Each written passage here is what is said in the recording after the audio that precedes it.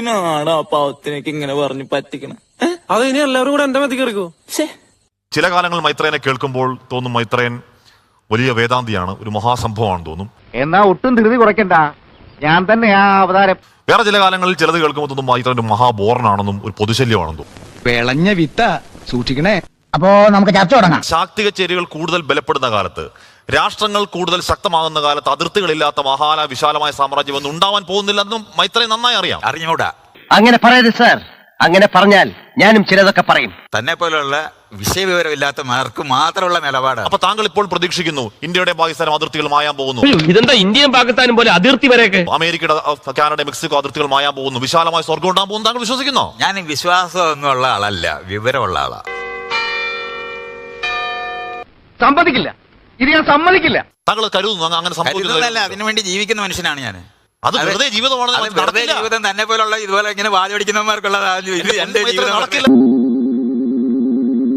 കഴിച്ചിട്ടിറക്കാനും വയ്യ, മധുരിച്ചിട്ട് തുപ്പാനും വയ്യ എന്നുള്ള നിലയിലായി. സ്ഥിതിസമത്വം എന്ന് പറയുന്നത് പോലെ വിശാലമായി നടക്കാത്ത സ്വപ്നം മാത്രമാണ്. നടക്കാത്ത സ്വപ്നമാണെന്നുള്ളത് ഞാൻ തീരുമാനിച്ചോളാം. അതെ, എന്റെ കാര്യങ്ങൾ താൻ ഇടപെടണ്ട, താൻ തന്റെ കാര്യം മാത്രം നോക്കിയാൽ മതി. ഓ, എന്റെ കാര്യം നോക്കാൻ തന്നെ ഞാനും പോണത്. അത് ഇയാൾ എന്നെ പഠിപ്പിക്കൊന്നും വേണ്ട. താങ്കളുടെ തീരുമാനമല്ല. അതെ, പിന്നെ തനിക്ക് ഞാനാരാ തീരുമാനമല്ല.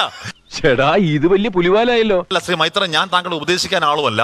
അപ്പൊ പിന്നെ എന്തിനാണ് ഞാൻ മനസ്സിലാക്കിയാൽ മതി. അപ്പൊ ചോദിച്ച് മനസ്സിലാക്ക്. അയ്യോ, നാക്കി കുരുവരണ വർത്താനൊന്നും പറയല്ലേ. നല്ല വിവരമുള്ള ആളാണ്. മണ്ടത്തരമാണ്, നടക്കാൻ പോകുന്നില്ല. അതാ പറഞ്ഞ തന്നെ പോലെ മണ്ടന്മാരിരുന്ന് ഇതേപോലെ ചോദിക്കുമ്പോ ഇതുപോലെ പറയുന്ന സമയത്ത് അത് വിവരത്തോടെ പറഞ്ഞു തരാൻ അറിയുന്ന ആളാണ്. എന്നോട് ചോദിച്ചു മനസ്സിലാക്ക്. ഇത് വലിയ മെനക്കെടായല്ലോ. എഴുതാപ്പുറം വായിക്കാതെ ആശാൻ പറയുന്നത് കേട്ട് പഠിക്കണ്ടേ ഉണ്ണി? ചോദിച്ചു മനസ്സിലാക്കാനുള്ളതില്ല. അപ്പൊ അത് മനസ്സിലാക്കാനില്ലെന്ന് തീരുമാനിച്ചത് വിശ്വാസിയുടെ ലക്ഷണമാണ്.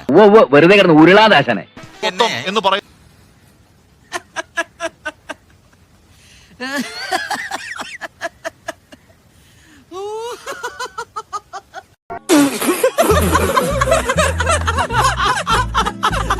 പോലെ വിശാലമായി നടക്കാത്ത സ്വപ്നം മാത്രമാണ്. നടക്കാത്ത സ്വപ്നമാണെന്നുള്ളത് ഞാൻ തീരുമാനിച്ചോളാം. അതെ, എന്റെ കാര്യങ്ങൾ താൻ ഇടപെടണ്ട, താൻ തന്റെ കാര്യം മാത്രം നോക്കിയാൽ മതി. ഓ, എന്റെ കാര്യം നോക്കാൻ തന്നെ ഞാനും പോണത്. അത് ഇയാൾ എന്നെ പഠിപ്പിക്കൊന്നും വേണ്ട. താങ്കളുടെ തീരുമാനമല്ല. അതെ, പിന്നെ തനിക്ക് ഞാനാരാ തീരുമാനമല്ല. ചേടാ, ഇത് വലിയ പുലിവാലായല്ലോ. അല്ല ശ്രീ മൈത്രൻ, ഞാൻ താങ്കളെ ഉപദേശിക്കാൻ ആളുമല്ല. അപ്പൊ പിന്നെ എന്തിനാണ് ഞാൻ മനസ്സിലാക്കിയാൽ മതി. അപ്പൊ ചോദിച്ചു മനസ്സിലാക്ക്. അയ്യോ, നാക്കി കുരുവരണ വർത്താനൊന്നും പറയല്ലേ. നല്ല വിവരമുള്ള ആളാണ്. മണ്ടത്തരമാണ്, നടക്കാൻ പോകുന്നില്ല. അതാ പറഞ്ഞ തന്നെ പോലെ മണ്ടന്മാരിരുന്ന് ഇതേപോലെ ചോദിക്കുമ്പോ ഇതുപോലെ പറയുന്ന സമയത്ത് അത് വിവരത്തോടെ പറഞ്ഞു തരാൻ അറിയുന്ന ആളാണ്. എന്നോട് ചോദിച്ചു മനസ്സിലാക്ക്. ഇത് വലിയ മെനക്കെടായല്ലോ. എഴുതാപ്പുറം വായിക്കാതെ ആശാൻ പറയുന്നത് കേട്ട് പഠിക്കണ്ടേ ഉണ്ണി? ചോദിച്ചു മനസ്സിലാക്കാനുള്ളതില്ല. അപ്പൊ അത് മനസ്സിലാക്കാനില്ലെന്ന് തീരുമാനിച്ചത് വിശ്വാസിയുടെ ലക്ഷണമാണ്. വെറുതെ കിടന്ന് ഉരുളാദാശനെ. ഇവിടെയാണ് നിങ്ങളും ഞാനും തമ്മിലുള്ള വ്യത്യാസം. തിരുവിതാംകൂറും കൊച്ചിയും തമ്മിൽ യുദ്ധം ചെയ്തിട്ടുണ്ട്. ഉണ്ട്. ഇപ്പൊ ഉണ്ടോ? ഇല്ല, ഇപ്പൊ ഇല്ല. അതുകൊണ്ടൊന്നുമില്ല. അപ്പൊ അതുകൊണ്ട് ഇന്ത്യ അതിർത്തി എവിടെ പോയി? ഈ തോല എന്തോന്നാ പറയുന്നത്? ഇതാ ഞാൻ പറഞ്ഞത്. ഞാൻ പറഞ്ഞ ആരും വിശ്വസിക്കൂല. ഒന്നാം ലോകമഹായുദ്ധവും രണ്ടാം ലോകമഹായുദ്ധവും ട്രെഞ്ച് വാർഫെയർ നടത്തിയ സ്ഥലമാണ് യൂറോപ്യൻ യൂണിയൻ എന്ന് പറയുന്നത്. ആ ഫ്രഞ്ചുകാരും ജർമ്മൻകാരും ഇന്ന് അവിടെ ചെങ്കൻ വിസയിൽ 28 രാജ്യത്തിനകത്ത് നടന്നു പോവാം. ഈ ലോകം മാറിക്കൊണ്ടിരിക്കുന്ന കാണാതെ അതിർത്തി ഭയങ്കര സംഭവമാണെന്നൊക്കെ എനിക്ക് പറഞ്ഞ് മനസ്സിലാക്കാനും തനിക്ക് അസാമാന്യമായ വിവരക്കേടുണ്ടെങ്കിലേ പറ്റൂ. വെറുതെ കുതിര കയറാൻ വരരുത്. എനിക്കിതൊന്നും മറുപടി പറയാൻ അറിയാൻ വേണ്ടല്ല, പക്ഷെ ഇത്തിരി സംസ്കാരം ഉണ്ടായി പോയി. ചോദ്യം ചോദിക്കുന്ന ആളെ വിവരക്കേട് എന്നൊക്കെ പറയുന്നത് ചീപ്പ് ഷോട്ട് അല്ലേ? മൈത്രേൻ, അത് വിട്ടേക്കോ. അങ്ങനെ അല്ലേലും ജാത്യാലും തൂത്താ പോകൂല.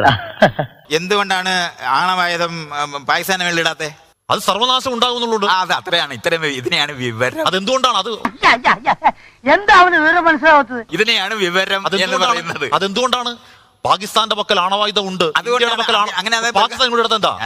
എന്താണ് നിങ്ങൾ ഈ കുണു കുണു കുണു എന്ന് പറയുന്നത്? ആറ്റം ബോംബ് ഉണ്ടായാൽ ഉടനെ ഇടും എന്നുള്ളതാണല്ലോ തന്റെ നിലപാട്. അല്ല, എന്റെ നിലപാട് അങ്ങനെയല്ല. എന്താ ഇടാത്ത ഞാൻ പേടി കൊണ്ടാണ് ഞാൻ പറയുന്നത്. എന്ത് പേടിയാ?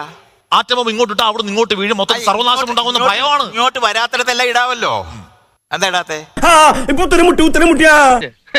പൊട്ടന്റെ മുമ്പിൽ ശങ്കൂതണമാതിരി ഞാൻ ഈ കാര്യം പറയാൻ തുടങ്ങിയത് വർഷം കുറയായി.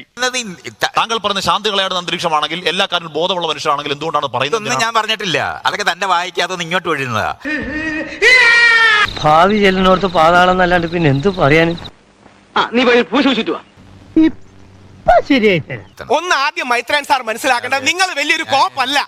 അതിന് ഈ എന്തിനാ ബേജാറാവണ്? എന്തെങ്കിലും ആവട്ടെ. നിങ്ങൾ കുറെ നേരമായി ഹാഷ്മിയോട് അഹങ്കാരം പറയുന്നത് കണ്ടു. പ്രായത്തിന്റെ ബഹുമാനമുണ്ട്, പക്ഷെ നിങ്ങൾക്ക് മാത്രമാണ് ലോകത്തിലെ അറിവെന്നൊന്നും ധരിക്കരുത്. നീ പോക്കരത്തരം പറഞ്ഞ ഞാൻ തെണ്ടിത്തരം പറയും. നിനക്കെന്നെ അറിഞ്ഞൂടാ, നീ കൂടുതൽ ആളാവല് കേട്ടാ. ഞാൻ അതിനൊക്കെ മറുപടി പറയാനായിട്ട് പോകാനായിട്ട് വേണ്ടി ഈ വിഷയങ്ങൾ അറിയുന്ന ആൾക്കാരെ വിളിച്ച് നിങ്ങൾ ഇരുത്തണം. ചോര തിളച്ചുകൊണ്ടൊന്നും അരി വേവില്ല ബെന്നിയേ. ഞാൻ ഈ യോഗത്തിനായി നീക്കി വെച്ചിരിക്കുന്ന സമയം കഴിഞ്ഞിരിക്കുന്നു. യോഗം പിരിച്ചുവിട്ടിരിക്കുന്നു. എന്നോട്ട് വിശ്വാസമില്ലേ? ഇല്ല ഒട്ടുമില്ല.